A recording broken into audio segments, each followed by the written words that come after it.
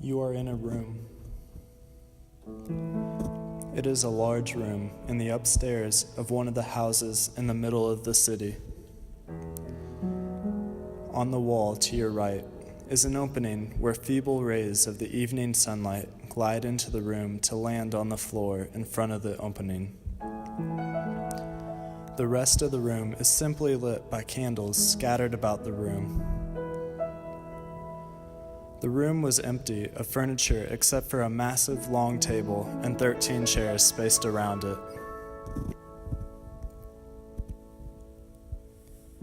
Throughout the room, you count 12 people, all of which were engaged in conversation. You could tell these people were all good friends by the way they acted. You hear bursts of laughter as some of them were clustered together retelling stories of the day. Another few chattered cheerfully as they made final preparations on the table. As you stood there taking in the scene, it suddenly came to your attention that you were in this room with the 12 apostles. You were still marveling at this fact when you felt a new presence enter the room behind you. The conversations continued a short while longer, but they started to dwindle away as the people also became aware of the new arrival. As you turn around, you slowly take in the appearance of the man that just entered the room. You saw worn sandals on the dusty feet that had walked across water and many miles of land. You saw the tattered white robe that had accompanied this man on so many journeys. You saw the calloused hands that had worked so many miracles. You saw the long brown hair hovering about the man's shoulders. You saw the face of a man who has seen so much of the world.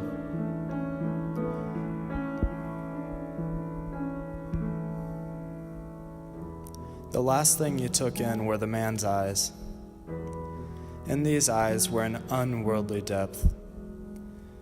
When you looked into these eyes, you saw love, pain, sorrow, pity, wisdom, and confidence. To see so many emotions in the eyes of this man was so perplexing. Standing before you was Jesus. Jesus stood there, his eyes flickering about the room, taking in the scene before him. As you watched him, you noticed a sudden, quick grimace of pain and hurt ripple across his face. It happened so quickly that you wondered if anyone else had seen it. As quickly as it appeared, the grimace was gone, and it was replaced by a huge smile as he moved into the room, joining in the conversations of his friends. The conversations began again as they all gathered around the table and began to sit down. Jesus sat in the middle seat in the chair across the table from you. On his right, the youngest of the guests, whom you realized was John, sat down beside him. You saw that there was a gap near the edge of the table to your right on the near side of the table, so you moved forward to join the group at the table. The different conversations merged into one as the supper began. Laughter continually rippled around the table.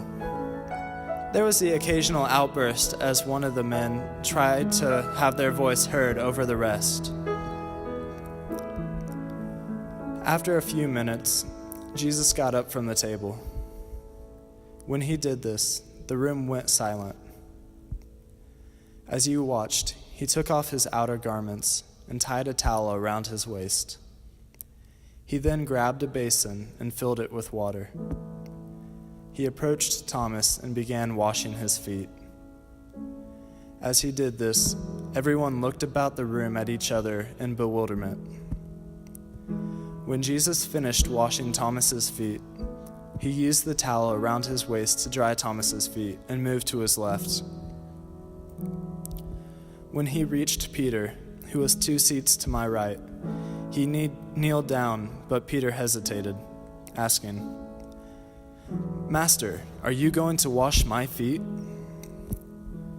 Jesus replied, "What I am doing, you do not understand now, but you will later."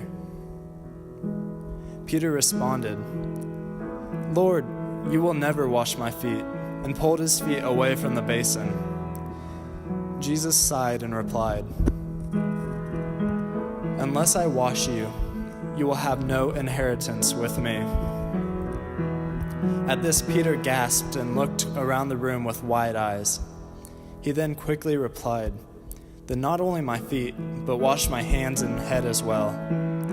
At this, everyone around the table let out a nervous chuckle. When it quieted down again, Jesus answered quietly, "Whoever has bathed has no need except to have his feet washed, for he is clean all over." He then proceeded to wash Peter's feet. When he got to you, he smiled before kneeling down and guiding your feet to the basin. You felt the water envelop your feet. The water was cold to the touch, and you felt a shiver run down your spine. As Jesus dried your feet and moved on, you realized that shiver had not just been from the water. As you took in a deep breath and slowly let it out, you became aware of this new lightness within you. You heard Jesus' words echo through your mind. "Whoever has bathed has no need except to have his feet washed, for he is clean all over." In that moment, it became clear to you that what Jesus had said had a much deeper meaning. In the washing of your feet, he had freed you from the chains of those sins and burdens you had been carrying with you. The room stayed silent, except for the splashing of water, while Jesus washed the rest of the apostles' feet. When he finished, he set the basin and towel aside, put his outer garments back on, and returned to his seat. No one said a word, and every eye was glued on Jesus.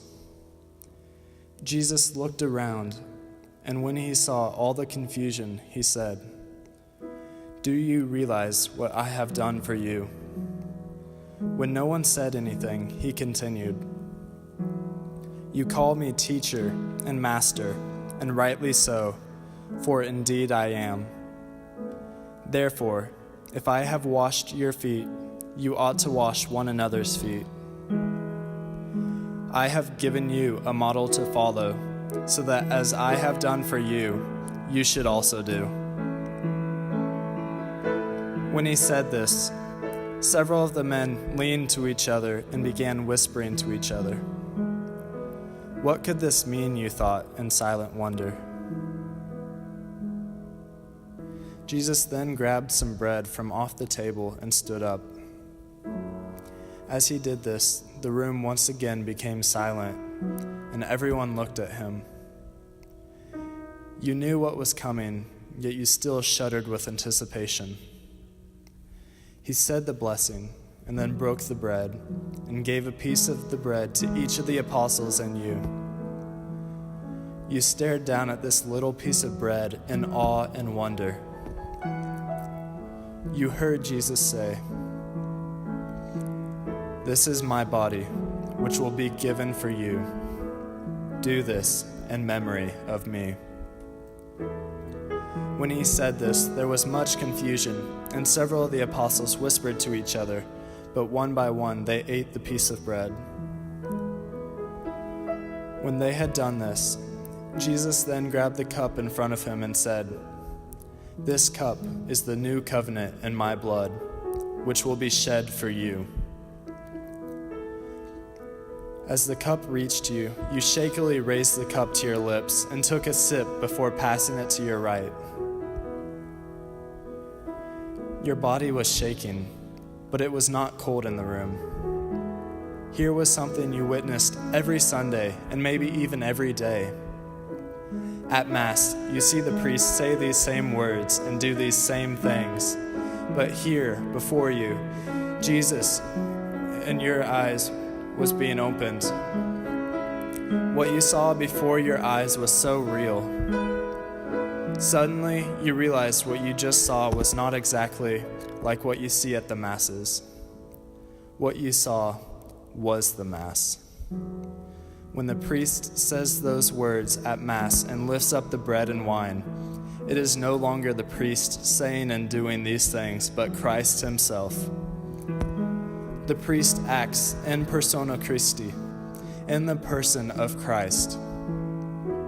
It is no longer the priest's hands that hold the bread and wine as they are transformed in the Mass, but Christ's hands.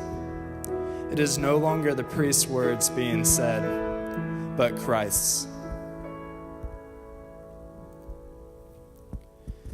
Jesus' chair creaked as he sat back down,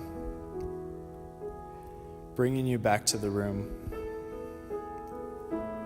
After a moment of silence, Jesus looked up and said, "Amen, I say to you, one of you will betray me." At this, the room burst into noise as the apostles were lifted from the spell that had seemed to hold them silent. In turn, each of the disciples asked, "Surely it is not I, Lord." When Jesus did not respond, John leaned against his chest and asked, "Master, who is it?" Jesus looked down at John and said, "It is the one to whom I hand the morsel after I have dipped it." Once he said this, he took a morsel from the table, dipped it in the cup in front of him. Everyone held their breath as he handed it to Judas Iscariot, who was in the corner across the table from you. He then said quietly, "What you are going to do, do quickly." Judas's face showed utter bewilderment, but when Jesus said these words, his face turned into a menacing scowl. He quickly stood up, the chair he had been sitting in crashing over and hitting the floor with a loud bang. His eyes quickly scanned the people at the table. You felt your body go cold as his eyes passed over you, for you were fully aware of the evil that lied within him.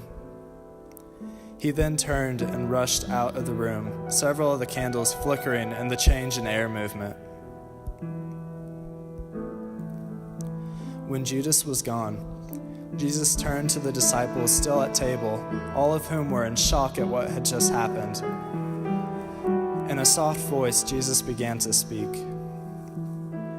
"Now is the Son of Man glorified, and God is glorified in him. My children, I will be with you only a little while longer. You will look for me, but where I am going, you cannot come. So I now give you a new commandment. Love one another, as I have loved you. So you also should love one another. This is how all will know that you are my disciples."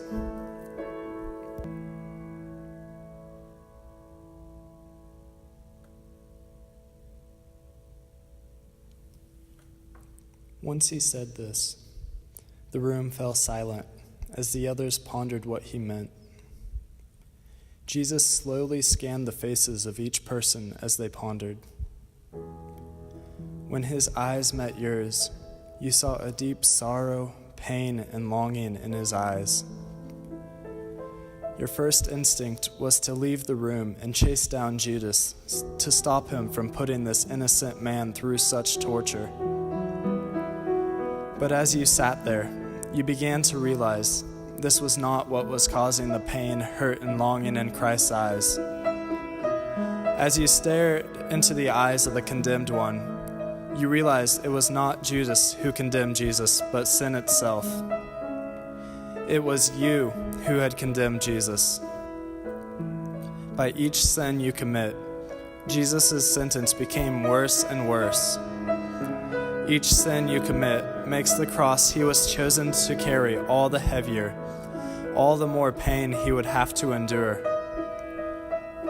Every time you turn away from him, you leave him alone in the garden, begging for comfort and mercy. Every time you turn away from him, You leave him alone on the cross.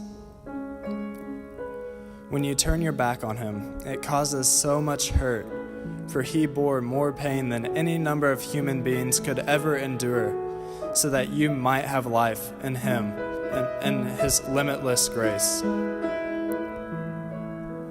And even when you turn away from him, he hangs upon the cross with his arms outstretched, longingly and patiently, waiting for you to turn back around and seek the love he is waiting to share. Amazed at the realization that had just come upon you, you focused back on Jesus' eyes. You watched as a single tear rolled down his face and a small smile creep on his face before the man who had given everything to those he served continued to gaze upon the other disciples before him.